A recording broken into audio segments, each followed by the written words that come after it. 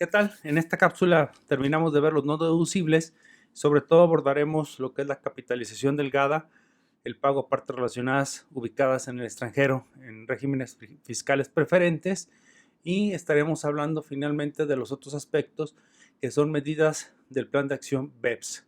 No se vaya, que comenzamos.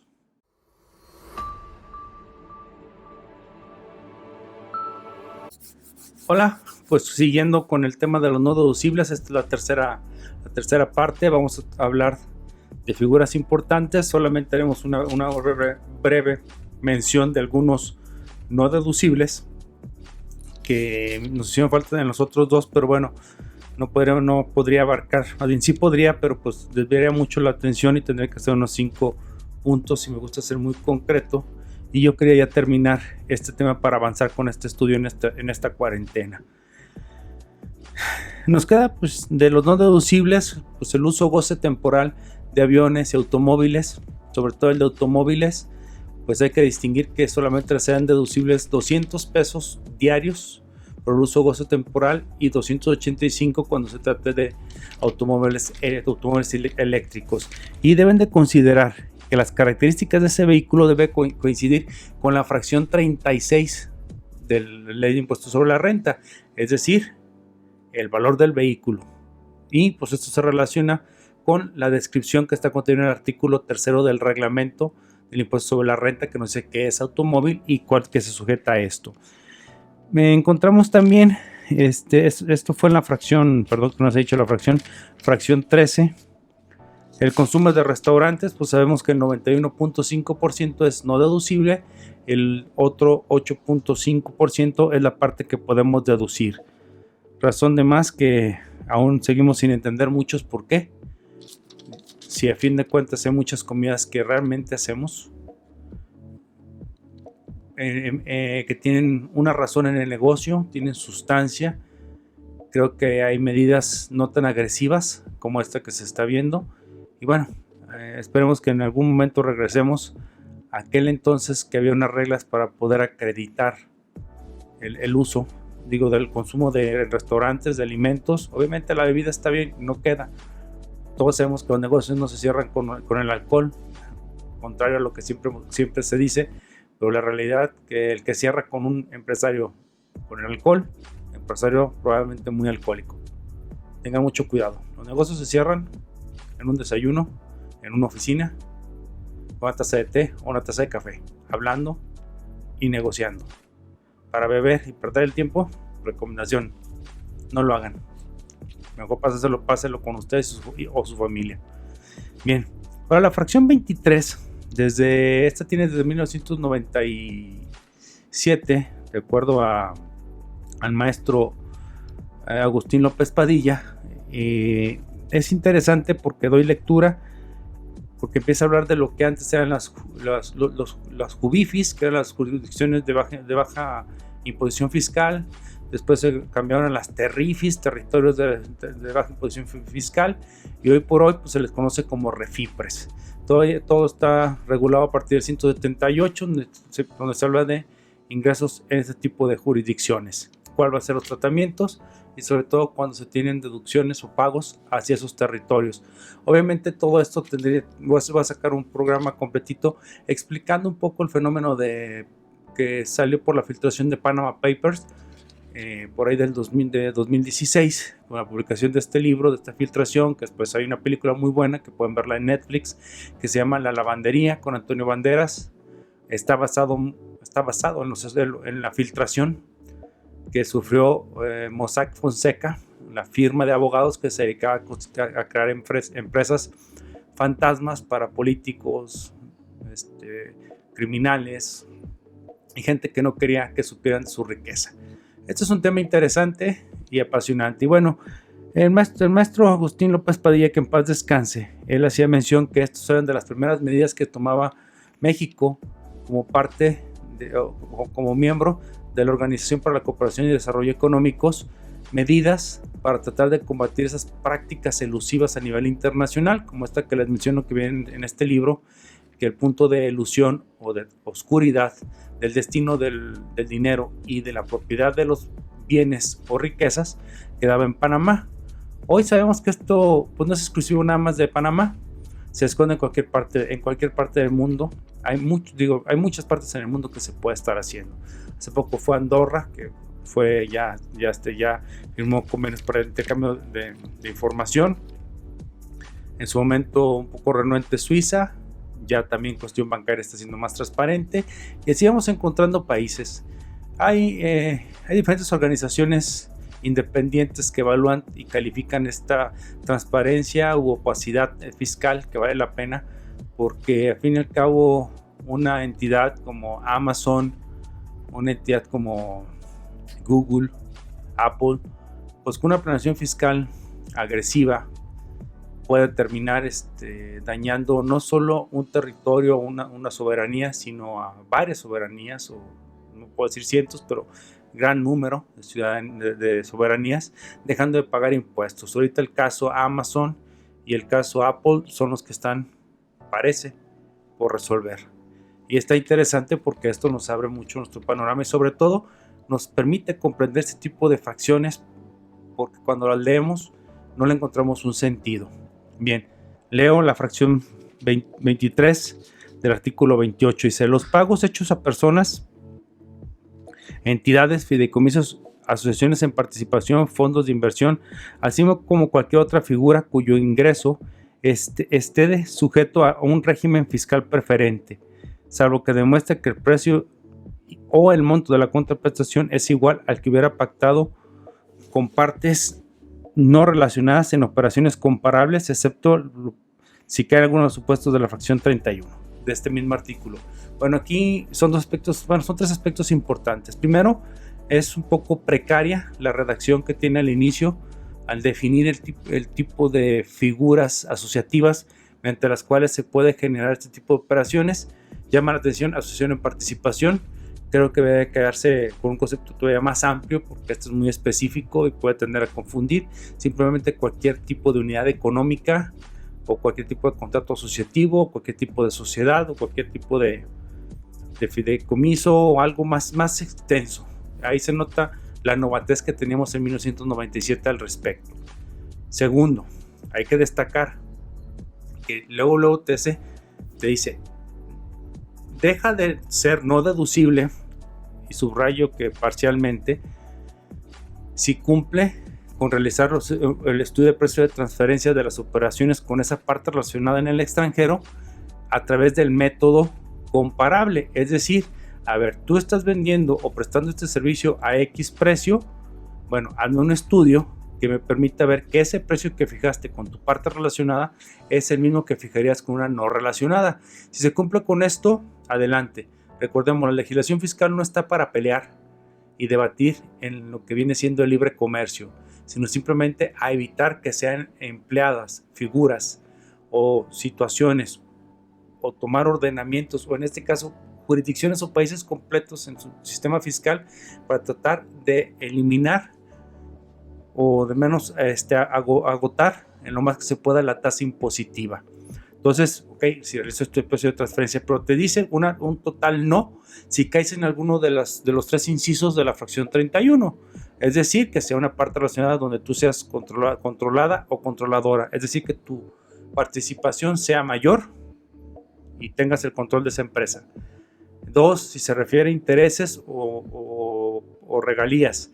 Y 3, que sean entidades transparentes, que ni siquiera sus integrantes pagan impuestos sobre la renta. Ya hablaré unos minutos más adelante sobre esta fracción, que es muy interesante, porque ya ahí se ve esa madurez que como país, miembro de una organización mundial, está generando un derecho impositivo internacional ya acorde y guardando siempre un estándar de cumplimiento frente a las autoridades a nivel internacional. Son estos organismos supranacionales que se les está dando un rol muy importante en materia fiscal, que podría y se cuestiona que puede ser invasión de la soberanía de nuestro país, si lo vemos desde un punto de vista jurídico. Sin embargo, cuando nuestro legislador adopta esas medidas, bueno, ya sobre derecho doméstico, y ese derecho doméstico pues es aplicable para todos, y bueno, es una manera para poderlo regular. Bueno, ahora pasemos Fracción 27. Aquí se contiene algo que conocemos como capitalización delgada, que fue implementada a partir de 2005 en nuestro ordenamiento fiscal, en el impuesto sobre la renta. ¿De qué se trata? Bueno, me retiro un poco presente para hacer la explicación un poco empleando mis manos. Se dice de manera general, si tú obtienes un préstamo por parte de una parte relacionada tuya ubicada en el extranjero, ¿sí? Te presta 1, 2, 3 millones y tú tienes 1 millón de capital y esos 3 millones que te prestó generan intereses, son deducibles. Pero si presta otro millón, los intereses proporcionalmente que correspondan a ese millón serán no deducibles de este lado. ¿Por qué se hace? Porque a lo mejor esta entidad ubicada en el extranjero, que es una práctica internacional, que hay países que los intereses o los dividendos no pagan impuestos o tienen una tasa inferior a la que corresponde, y es una manera de burlar el término refipre, pero de esta manera se trata de cuidar y también no limitar al comercio, porque en las partes final, cuando termine esta fracción, van a ver la posibilidad inclusive de pedir ampliaciones e incluso los decretos y la ley de ingresos cómo regula esto. Pero bueno, esto va a ser al final para que no se despegue. Y bueno, y aprovecho de una vez para decirles, suscríbanse a nuestro canal, por favor denos un like en YouTube y un like en Facebook. Suscríbanse en YouTube y opriman la campanita. Como saben, en esta ocasión otra vez voy a subir otro video, sería el tercero del día, y así va a ser la cuarentena y constantemente, así que para que esté alerta y sepa que ya tenemos contenido nuevo para que lo pueda apreciar. Bien, entonces seguimos con esta operación. Toda esta entidad que prestó se encuentra en un refipre, y ese refipre, ¿qué va a pasar? Vamos pensando en una exageración, no paga impuestos por intereses. Entonces, todo lo que cobre de intereses a la empresa en México va a disminuir su utilidad. Y es decir, se va a llevar el impuesto a una jurisdicción donde no va a pagar impuestos, el interés, perdón, y aquí va a aumentar la base gravable, va a disminuir la base gravable con una deducción. ¿Y qué va a pasar? Simplemente erosionó la base gravable y trasladó las utilidades a otra jurisdicción. Es lo que se conoce como BEPS, que es Base Erosion and Profit Shifting, que es la erosión de la base gravable y traslado de utilidades. Esto es el fenómeno que se pretende abatir con esta práctica, porque los intereses son el intangible ideal para este tipo de transferencias, igual que las regalías y todo lo que venga de derecho de propiedad intelectual. Por eso la fracción 31 establece muy puntualmente estas dos figuras. Pero bueno, me regreso. Entonces, ya que dejando en claro el contexto general de lo que es esta capitalización delgada, ahora pasemos a analizarlo. Dice, ¿cómo vas a sacar el promedio de tus deudas? Bueno, vas a sumar todo, vas a sumar todas las deudas que has contraído con partes relacionadas en el extranjero, vas a sacar un promedio, ¿sí? Y ese promedio lo vas a confrontar contra lo que tengas también de capital contable. Y si al momento de dividir tus deudas entre tu capital es superado, en esa proporción será no deducible el interés que estés pagando. Luego nos establece también, bueno, ¿qué se entiende por capital contable? Si me voy a las normas internacionales, las normas de información financieras o las normas internacionales de información financiera, pueden encontrar que el capital contable puede estar integrado por capital aportado y capital ganado. Entonces aquí muy claro nos dice, únicamente va a entrar, y de una manera muy puntual, el capital aportado, y sí va a entrar un capital ganado, pero el que es ganado para efectos fiscales, es decir, aquel que sea la CUFIN, la cuenta de utilidad fiscal, y la CUFIN-RE, la cuenta de utilidad fiscal reinvertida, así como, y esto nos va a hacer que te dice, suma el saldo con el que inicias el año y el saldo con el que finalizas el año, esto lo divides entre 2 y eso es tu equivalente para la fórmula de capital contable para efectos de determinar la capitalización delgada. Te dice ya una reforma ya más contemporánea, ya más madura, ya te dice, resta de las deudas aquellas que sean a través del sistema financiero. Como antes no se dejaba muy en claro, nada más se hablaba de deudas contraídas en el extranjero. Entonces, independientemente si fueran partes relacionadas o no, pues sumaban todas, ¿sí? Entonces ya el legislador distinguió y enfatizó que mientras que se tratara del sistema financiero, no vas a tomar ninguna, no va a formar parte de este cálculo. Y lo que les decía con antelación, ese límite del triple del capital contable puede ser ampliado si se hace una solicitud de acuerdo al artículo 34A del Código Fiscal de la Federación y se acredite la razón por la cual se está haciendo esta promoción. Aquí lo importante también hay que revoltear a la ley de ingresos. Desde el año pasado, cuando se apertura México a la inversión extranjera en infraestructura petrolera y de energía, no le aplica estos endeudamientos. Los hace a un lado y todos los intereses son deducibles para esas entidades que aquí pretenden invertir en México. Una sencilla y simple razón es inversión. Bueno, ahora vamos a pasar a la siguiente fracción. Fracción 29, lo que se refiere a la simetría fiscal. Esto es muy interesante puesto que te dice que si el pago que va a ser no deducible, si el pago que realizas también es deducible para tu parte relacionada ubicada en el extranjero o en México. Dice, esto no va a aplicar cuando el pago que deduces de tu parte relacionada nacional o extranjera, en específico extranjera, también es un ingreso acumulable para aquella, ya sea en el ejercicio fiscal en que se realice la operación o en el siguiente. Es decir, reconoce la posibilidad de que exista acumulación de acuerdo al momento del cobro y no al momento del devengo. Entonces se puede dar en el ejercicio o en el siguiente, pero que se dé la acumulación, aunque de entrada pudiese haber sido no deducible, pero si resulta que sí es acumulable para su régimen de tributación, entonces ya hay simetría. Lo que en México es deducible, en el extranjero debe de ser acumulable, ¿sí? O debe causar es un ingreso que causa impuestos sobre la renta.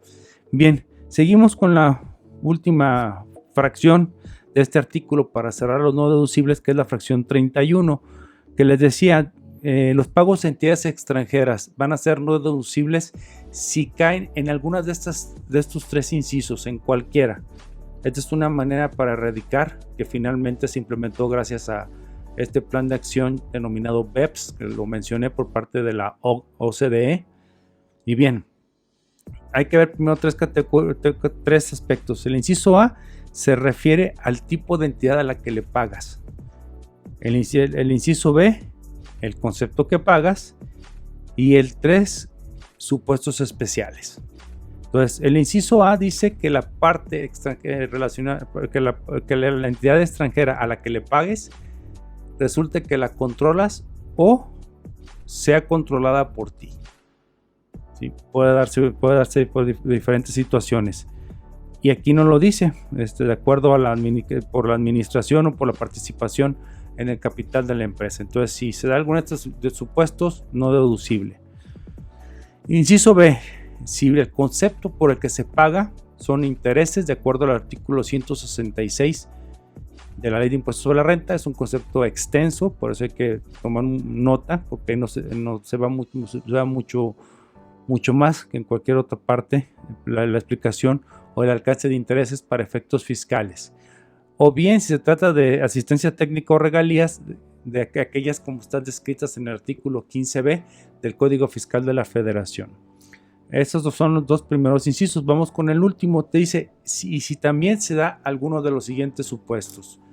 Y punto número 1, que la entidad a la que le pagues es una entidad transparente, que ni los integrantes pagan impuestos. Es decir, aquí en México una sociedad que pareciera ser integrante, transparente, son las sociedades civiles, puesto que ellas compran, venden y hay un remanente, hay un sobrante que es el que se distribuye entre los socios.